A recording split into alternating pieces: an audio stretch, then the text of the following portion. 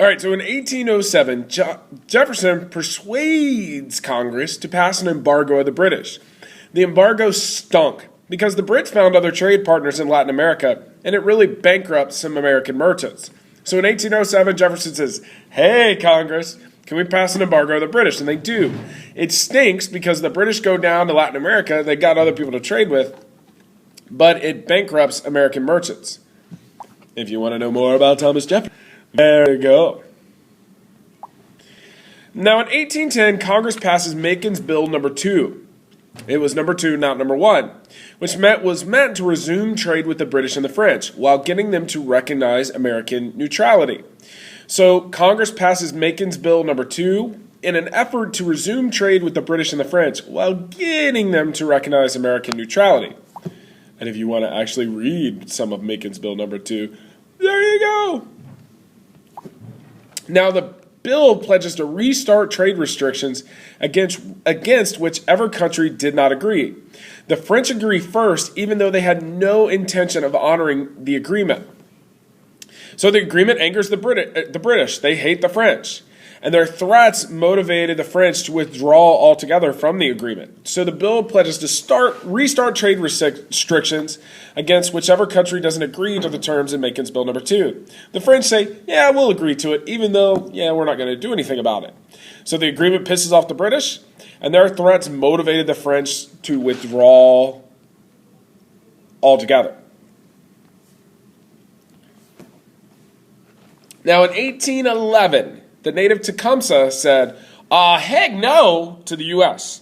And this furthered tensions between the U.S. and the British, since the British had been supporting Tecumseh. So in 1811, the native Tecumseh says, heck no, to the U.S., furthered the tensions between the U.S. and the British, since they had actually been supporting Tecumseh. And here's some more about Tecumseh. In 1811, aggressive young politicians named warhawks began calling for war in Congress, and they called for an invasion of Canada. Madison actually sent a list of grievances against the British to Congress on June 1st, 1812.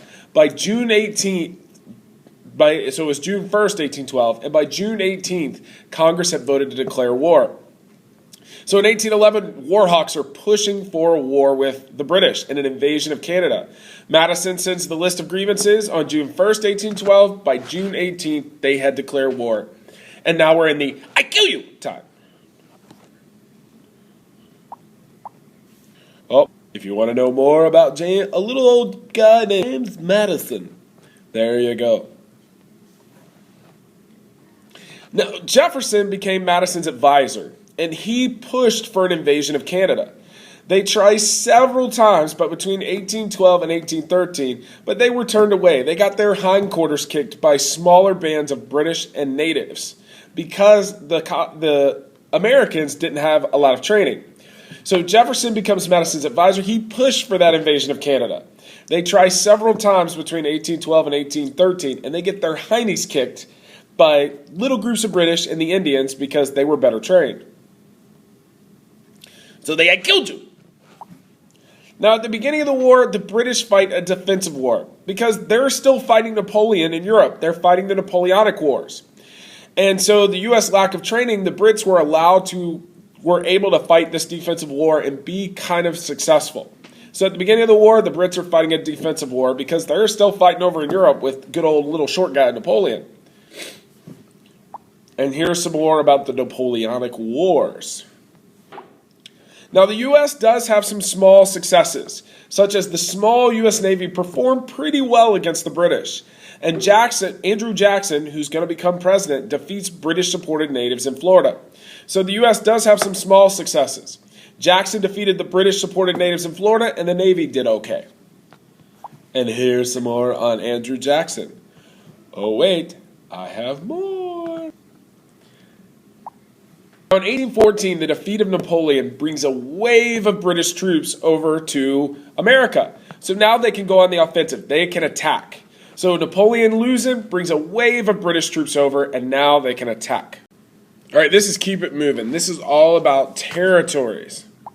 The first title is We Growin', and this is territorial expansion. Now, the 1787 Northwest Ordinance provides government structure for the territories. It provided the gov for the territories. It included governors, secretaries, and 3 judges. It also includes the big-time rights, such as religion, trial by jury, and rights of common law. Woohoo! So the 1787 Northwest Ordinance provides government structure for new territories, including giving them a governor, a secretary, and 3 judges. It also includes all the big-time rights, things like religion, trial by jury, and rights of common law. Woohoo! Now, when a territory had 5,000 people, it could have an assembly. And when it had 60,000, it could apply for statehood. So when a territory had 5,000 people, it could have an assembly. 60,000, it could apply for statehood. Now, the ordinance bans slavery. This is going to be a problem for the South in the future. So the ordinance bans slavery, which is going to be a problem for the South in the future. Congress passed the ordinance to attract new settlers. It meant that the natives had to get gone, but the Federalists really lacked an army to defeat them. So Congress passes the Northwest Ordinance to attract new settlers to the West, which means to the natives, you got to get gone. But the Feds really lacked the army at that point to defeat them. So here's some more about the West Ordinance. And even more, you can actually read it. Now, to get more land, Jefferson wanted to conquer Spanish territory to the west. But then Napoleon said, well, I'll take over Spain. So to get more land, Jefferson decided, I want to conquer that Spanish territory to the west. But then Napoleon decided, well, I'll take over Spain. And so now Jefferson's dealing with Napoleon. Jefferson reasoned he could buy that land, and he does with the Louisiana Purchase in 1803. So Jefferson said, yo, dude, I'll buy that land from you. And he does with the Louisiana Purchase in 1803. And here's some more about the Louisiana Purchase. And then again. Now in 1804, Jefferson's just bought this land. So he's got to say, yo, I got to send some guys out here to see what I bought. I mean, you got to know what you bought. So he gets his secretary and his buddy to go out there. And that was Meriwether Lewis and Clark. It was Meriwether Lewis, and I'm blanking on Clark's name right now. Ooh, sorry. But it's Lewis and Clark. And so he sends him out there to see what the heck he bought. And here's some more on Lewis and Clark. And even more. And I know his name now. It's William Clark. Duh. All right, so by 1823, James Monroe formulates what he called the Monroe Doctrine. And basically it says that Europe, you should stay the heck away from Latin America, that Latin America is an American problem. So basically it's a United States policy telling Europe to stay the heck away from Latin America. And if you want to know more about the Monroe Doctrine, there you go. There you go again! And guess what? It's wartime, bruh. It's wartime, bruh. This is all about the War of 1812. Now, it's during the British and French Napoleonic Wars. The U.S. participated in what was called the re-export trade. The British start stopping U.S. ships.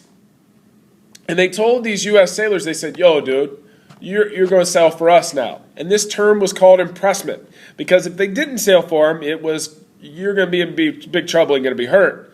So during the British and the French Napoleonic Wars, the U.S. was participating in the re-export trade.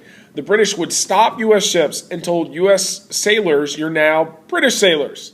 And this term is called impressment of sailors. And here's some more about impressment. At first, Americans thought impressments are the price of doing business. But they soon realized that was stupid and they start calling war.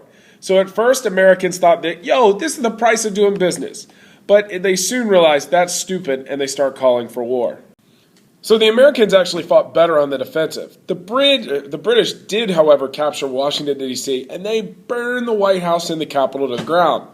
The colonists then defeated them in Baltimore, and that's where Francis Scott Key wrote the Star-Spangled Banner. So the colonists actually, or the Americans, I keep calling them colonists, The Americans fought better on the defensive. The British did capture Washington, D.C., and they burned the White House and the Capitol. The Americans then defeated the British at Baltimore, and that's where Francis Scott Key wrote the Star-Spangled Banner. And if you want to know more about Francis Scott Key, there you go. Oh, wait, there's more. Now, in 1815, Andrew Jackson wins the Battle of New Orleans, even though the Treaty of Ghent had already been signed. That's why Canadians and British, they don't even really count this. So in 1815, Andrew Jackson won the Battle of New Orleans, even though the Treaty of Ghent had already been signed. Jackson obviously didn't know that. And so here's some more on the Battle of New Orleans.